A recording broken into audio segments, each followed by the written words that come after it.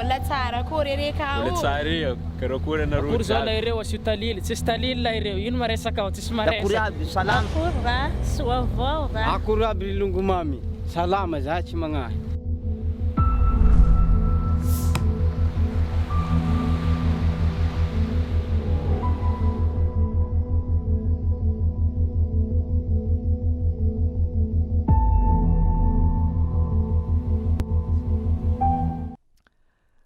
Tsy manaiky fa mandatanteraka ny fitrandrahana sy famokarana terrara ataon'ny orinasa Renova Reref Malagasy any Ampasindava ireo vahoaka voakasika izany tetikasa izany any an-toerana.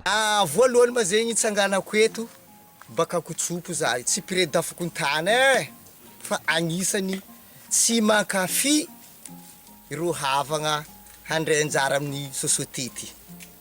Ino dikany handrobaka le tontolo iainana anay ito afatra kotsopo ty. Ndrindra mabe tembo hitandreo be baka valera ty io. Mankisy valera io edy mampahitsoravindraha jiaby eto izy io. Foto tany manjary. Ke hirobatindreo izy zay tsy mankafy zay tsy mila ro io foeky. Hoy ny andininy voalohany ao amin'ny fifanekena iraisam-pirenena momba ny zoara tsivily sy politika ary koa ny fifanekena iraisam-pirenena momba ny zoara toe-karena, ara-tsosialy ary ara-kolotsaina. Zonimponina ny anona fiandrianana amin'ny harem-pireneny sy safidy malalaka ny fomba fampiasana ny arena voajanahary misy eo amin'ny taniny. Tsy filambaniny ny an'ireto vahoaka reto na tsy fitiavana fandrosoana fa tena zony feno ary voaaro ny lalam-panorenana sy ny lalana iraisam-pirenena momba ny zon'olombelona no mandany tetikasa efa fantatra fa hamotika ny tontolo iainany sy ny hoavin'ny taranaka ary koa hamotika ny fotom-pivelomany ankoatr'ireo zo maha-olona azy maro hafa toy ny zo ara-pahasalamana. Ny sata afrikanina momba ny zon'olombelona izay nankatoavin'ny Madagasikara ihany koa dia manambara ao amin'ny andininy faraky amby 20 fa zon'ny vahoaka ny zaka malalaka ny arena sy ny loharano-karena voajanahary eo amin'ny fireneny sy ny taniny ary ny andininy faharoa amby 20 sy fahaefatra amby 20 kosa dia maneho ny zon'ny vahoaka amin'ny fampandrosoana sy ny zo iainana tontolo iainana mendrika. Efa nisy tranga toy izao tany Nizeria ary nomelohan'ny voamera afrikanina momba ny zon'olombelona ny fanjakana nizerianina tamin'izany satria tsy nampandraisy nanjara tamin'ny fanapahan-kevitra momba ny fitrandrahana solotany tao aminy ny vahoaka Ogoni.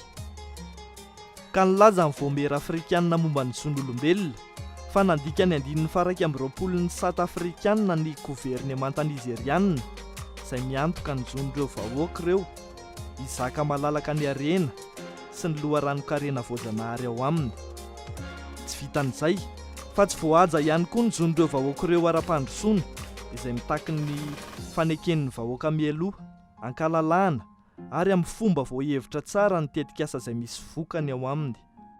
Dia toy izany koa ny amin'ireto vahoaka any amin'ny distrika Anambanjy reto tsy nandray anjara tamin'ny fanapahan-kevitry ny anaovana fitrandrahana terrara eo amin'ny taniny ary tsy nohenoina ihany koa ny feony izay efa nila vonjy nandritra ny taona maro nilaza fa tsy ankatoavina izany tetikasa mpitrandrahana izany satria hamono azy sy ny taranany. Nahoana no inina hitsakitsahana ny zon'ny vahoaka? Nahoana no inina tsy hajaina ny lalàna? Tsy maintsy tory any amin'ny sehatra iraisam-pirenena foana ve vao ho voaro ny zon'olombelona?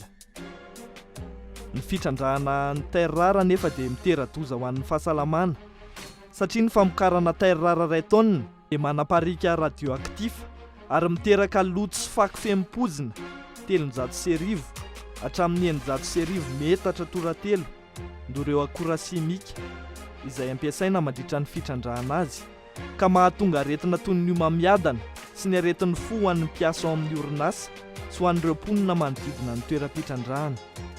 Ny fitrandrahana sy famokarana ny terrara dia mitera-doza ho an'ny tontolo iainana satria ny fampiasana acide sulfurique amin'ny fitrandrahana terrara ray taonina dia manaparika entona mandoto ny atmosfera 907 hatramin'ny 2,1 metatra toratelo. Fanampin'izany ho lavadavahana ny tany, ho trongisina ny vohitra, horipahana ny ala sy ireo rovoary samihafa kanefa tontolo iveloman'ny zava-mananaina maro isan-karazany ary mitahiry ireo zava-maniry sarobidy miantoka ny fahasalamana sy ireo fikarohana ara-tsiantifika isan-karazany. Ao koa ny misy ireo akora fampiasa amin'ny asa tanana ary indrindra misy ireo fambolena samihafa toy ny lavanille, kafe, kakao izay fotom-piveloman'ny mponina. Maro ny firenena efa nitrandraka terre rare saingy natsahatra izy ireo zany no nilozana terany tamin'ny vahoaka sy ny tontolo iainana. Ny tany Baotou any Sinina ohatra izay efa nanaovana io fitrandrahana io dia voalaza fa nihitsana ho azy ny nifin'ny 70 isanjaton'ireo mponina ary nidangana ny tahan'ny olona voan'ny homamiadana. Milaza ny orinasa REM fa ho tandrovana ny teknôlôjia sy ny teknika ampiasaina amin'ny fitrandrahan'ity terre rare ity eto Madagasikara mba tsy ho toy izany. Saingy fampandriana drisa ihany zany satria raha ny voalazan'ireo manam-pahaizana ara-tsiantifika malagasy sy vahiny maro dia tsy ho azo idiviran'ireo voka-dratsy voalaza ireo. Ankoatr'izay, hidangana ny hafanana, ho voaloto ny rano fisotro, ho voapozina ny ranomasina, ho lany tamingan'ireo arandrika sy ireo vatoara ary ireo rovoary sy ny arenan-dranomasina kanto sy sarobidy isan-karazany mampiavaka ny Madagasikara.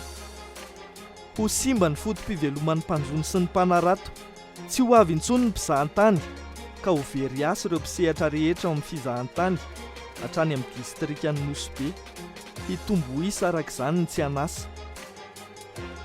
Amin'izao vaninandro hironana any amin'ny transition énergétique izao dia mihazakazaka any amin'ny terre rare ny firenen'lehibe satria ny terre rare no entina mamokatra fiara mandeha amin'ny herinaratra, ny terre rare no entina mamokatra ireny angovo azo avy amin'ny rivotra na ny éolienne ireny. Tsara dia tsara zany, saingy tsy rariny kosa raha atao sorona ny tontolo iainan'ny malagasy sy ny ainy ary ny taranany mba ahafahan'ny firenen'lehibe miaro ny tontolo iainana ny aminy. Andraikitry ny fanjakana ny manaja sy miaro ary manatanteraka ny zon'olombelona. Andraikitry ny fanjakana noho izany ny manaja ny safidin'ny vahoaka tsy manaiky ho vonoina noho ny asa fitrandrahana toy izany.